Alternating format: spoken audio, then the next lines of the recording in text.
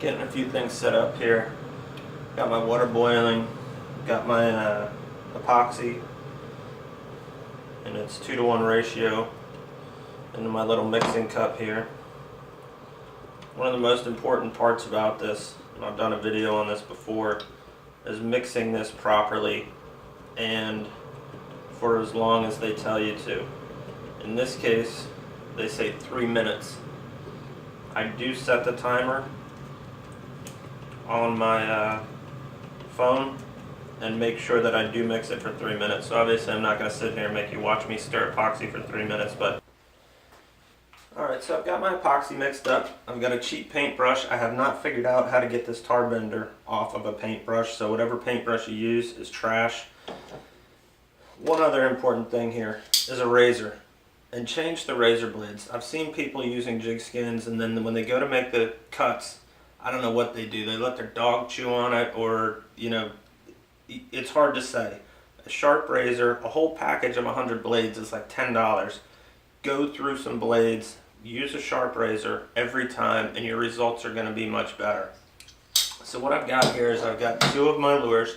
Now again, I molded this lure myself. I borrowed someone else's general design and then made some tweaks in it. I do not sell these. I do not imply that you should be making molds of people's lures and trying to sell them or do anything like that. This is hobby building for me. I'm using all these products. Maybe I'd give a lure to a friend of mine to use, but this is my stuff. I'm not ripping off people's product and then trying to make them and sell them on eBay or something like that. This is personal use. My wife has relegated me to this little 2 square feet area in the laundry room. So this is what I do to keep myself sane for the winter. So I've picked out my skins that I want to use. I'm going to make the sinking bait, which is the hard white plastic. I'm going to make that abalone, which will be coming out in a couple of days. That's a prototype there. And I'm going to do Baltic herring on the floating bait. I like to undo the crease on the skin so that the skin sits open like this.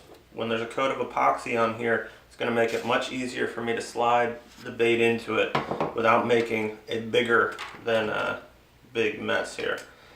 So the first thing we're going to do, we'll do this abalone one first.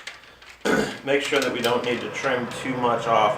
Any length trimming, I want to do close to being done with it now. These happen to fit almost perfectly. So right now, if it didn't fit right, I would trim this to length. I would not punch any holes for the belly hardware. Notice there's no through wiring on this. If I were using a lure that had through wiring on it already, I would still not punch the hole. I would skin it over top of it, and as it was drying, I would cut the hole. So we'll do that in another video. Right now, this is a lure blank that we're building that we're going to coat. So the first thing I'm going to do is take my 2-part epoxy, and again, I won't make you necessarily watch this all. We're going to put a slush coat over the entire lure. This product has a working time of about 45 minutes. So I can do somewhere around 6 or 8 lures, depending on how big they are and how prepared I am.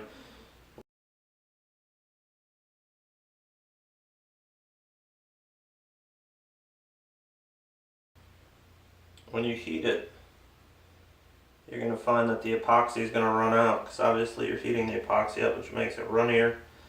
So this can be a little bit messy. Don't necessarily put more epoxy on here than you need, because it does tend to thin and run. So we've got this first one fully covered with epoxy.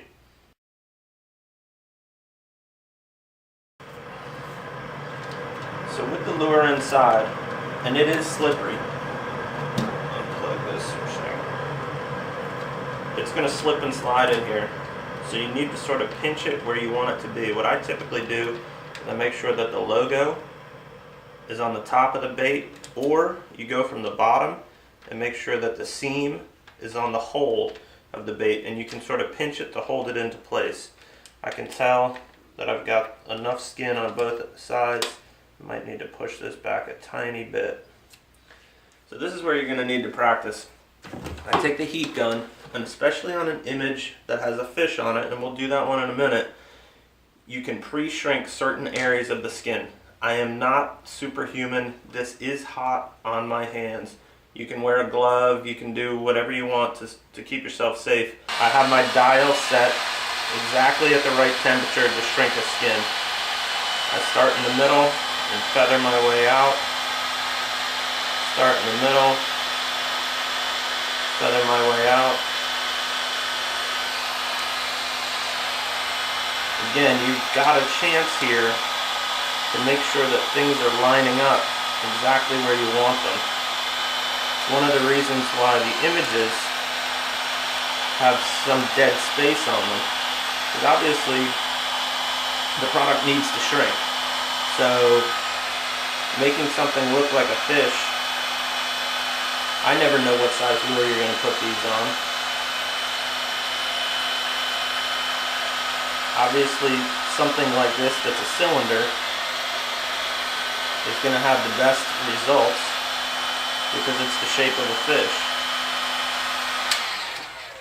You start getting into really wild shaped lures or poppers, that's where the heat gun really comes into play, because you can direct the heat exactly where you want it. We could have started right in this collar right here, shrunk this first, shrunk the head and then the body, and we wouldn't have gotten any creases in here. I know that's a problem for some people. If you clip this bait off and dunk it perfectly horizontal, it will be perfect every time. You may very well need to push that area in and re-shrink it, but obviously you don't want to submerge a bait in hot water that you just put epoxy on, because it will push it all out. And that's one of the reasons why I don't put any holes in this now. So this is fully enclosed with epoxy underneath. There's no way for water to get inside of this. So if I plug this back in, turn it up, this is where the turkey baster comes in. I do not want to put this fully underwater. So I take the turkey baster. So I'm starting at the middle of the lure, and I'm pushing hot water off the end. I'll flip it around.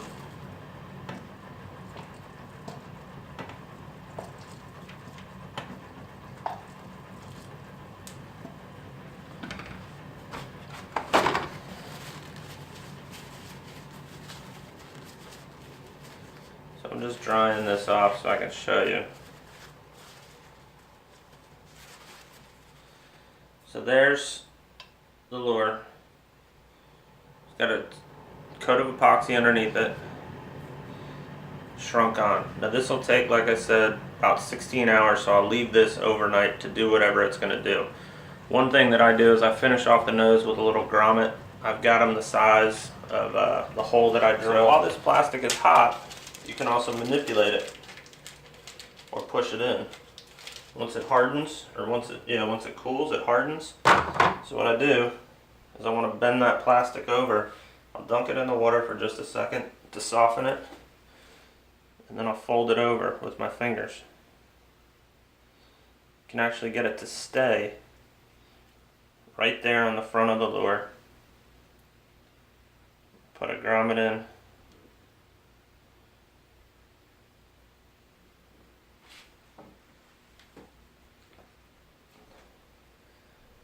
Sometimes I'll leave a little bit more plastic on the front so that I can actually bend it in and the grommet will cover the edge. But if need be, I'll go back and I'll trim that off later.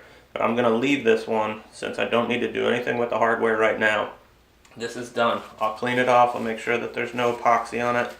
And this one's going to go sit until tomorrow, and we'll worry about hardware then. So I'm going to do one with a fish on it. Baltic herring. One thing I like to do is I like to concentrate on the eyes. So I'm actually going to cover this up. I'm going to cover the eyes and any part of the skin that I want to control the shrink rate. That's the most important part to me. So I've got it in a good location, and I'm going to take this.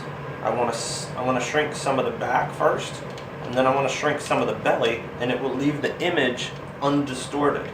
If you flip this over and dunk it straight into water, you're going to get a pretty uniform shrink on both sides. But I can really control the rate of shrinkage with a heat gun. Again, this is set exactly to the temperature I want. It is hot on my hands. Covering the eyes. Just making a quick pass down the back. Flip it over. Get the chin. Get some of the belly done. That was just really hot on my fingers. So you can see it's all crinkled and chewed up and nasty, but that's where the water comes into play. Doing it all with the heat gun is not really a viable option. But I've got my water boiling over here. Again, no holes in this skin. So I'm not taking any of the epoxy off from underneath here. Do the back half.